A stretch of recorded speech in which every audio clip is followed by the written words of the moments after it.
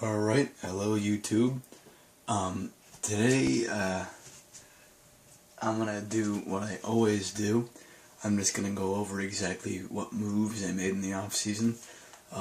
Last episode, I believe, was episode number 5, and it was the championship game, Game 7. And that was the second season I've been playing with the Grizzlies. This is the third season, and although we're only overall third, we did drop down. I don't know how this game thinks we're only third. I honestly think this may be the best team ever. I made a couple free agent signings, a couple progression levels. I mean, literally, we have good players on our 13, 14, 15 roster spots. So, it's kind of disgusting. Obviously, DeMar DeRozan, who has gotten extremely good. Mike Conley, he has stayed on the team, because he's still in the contract. Andrew Wiggins, he's obviously, Andrew Wiggins, and he's been on the team. Kobe Bryant, that was my pickup of the offseason. He is 37, so I only got him to sign a 1-year contract, but I'm fine with that. The guy is amazing. He's always been amazing. Even at 37 years old, he's still going to be amazing in this game. So I'm pretty happy that I got Kobe Bryant. It was either him and the next guy, who I'm sure if you're looking down the list, you know who that is. If not, then I'll tell you in a second. But it was either him and, the guy that I ended up signing with him, or it was Kevin Love, or it was Al Jefferson, or it was Paul Millsap and somebody, not really that good. So I think that the combination of these two players was a lot better than just getting one good player and maybe a bad player with them. But yeah, obviously I have Marcus Smart, Roy Hibbert. I ended up being able to re-sign him. Now, I did cheat. I did cheat a little bit. What happened was he wanted a big contract. Obviously, he got 5 years for $93 million, and because he had the Bird contract, that allowed me to go into the negative in order to get him. Now, when I say I did cheat, I really did. I offered him a contract for the flat contract, which means he gets 0%. So he gets the same amount every single year. He didn't like that, so he ended up signing with another team. The second I saw that, I just shut off my system and went back and turned it on. Yeah, like a little bitch. But whatever. I really wanted Hibbert, and he was kind of the guy who really would have held this team together a lot more than people might give him credit for. So I ended up turning off my system, then turned it back on, and I just gave him a lot more than he wanted. He wanted about $90 million. I gave him $93 million, just so there was no discussion about him re-signing. Jared Sullinger, he's been on the team. I accepted his team option, obviously, because he's a 90 overall, getting paid $2 million a year. That's pretty good. And I believe he has a Bird contract as well, so I'll be able to re-sign him. Yeah, 3 Bird years. So I will be able to re-sign him when his contract is up. Chris Walker, I almost traded him. Well, not really almost, but I was offered a trade for him that really wasn't that good, so that's why I turned it down. Because he obviously is really good, and he's only getting better.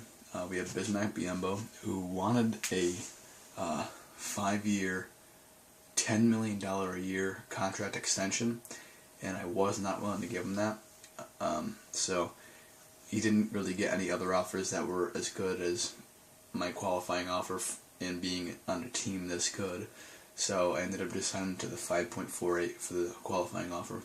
Unfortunately, I do not think he's going to do as well this year as he has done in prior years. He was at 77, I believe, last year. Now he's an 81, so he has gotten better, but that's because I played him about 11, 12 minutes a game. He's getting about 6 minutes a game this year because of the crop of talent we have.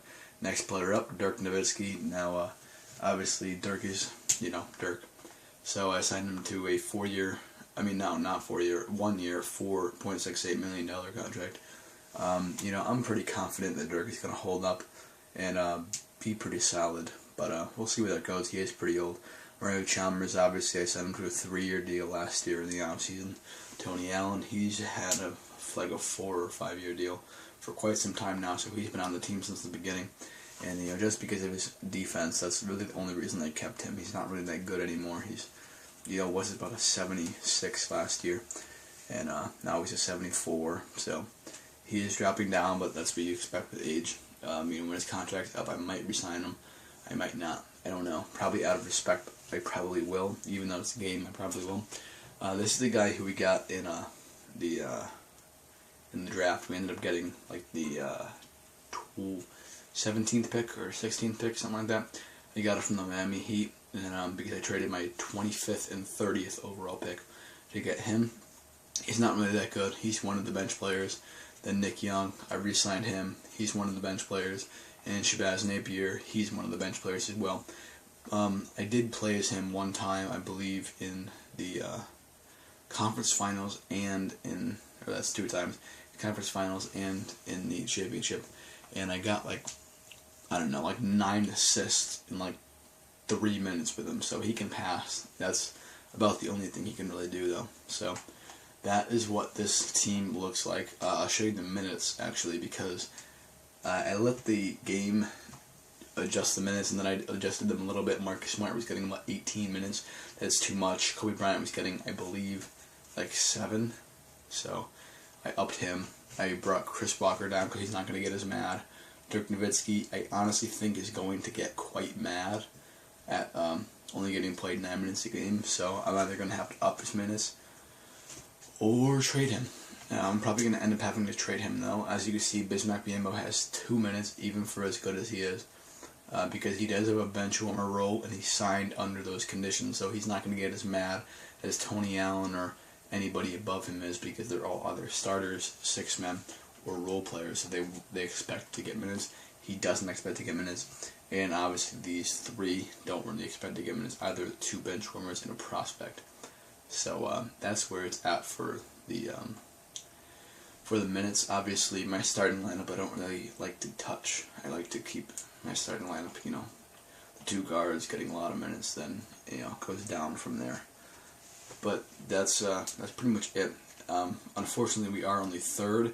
We were 11th on defense and 10th on offense, and we were 1st last year. Don't know how that works, because this year we are 8th on defense and 6th on offense, and we are 3rd.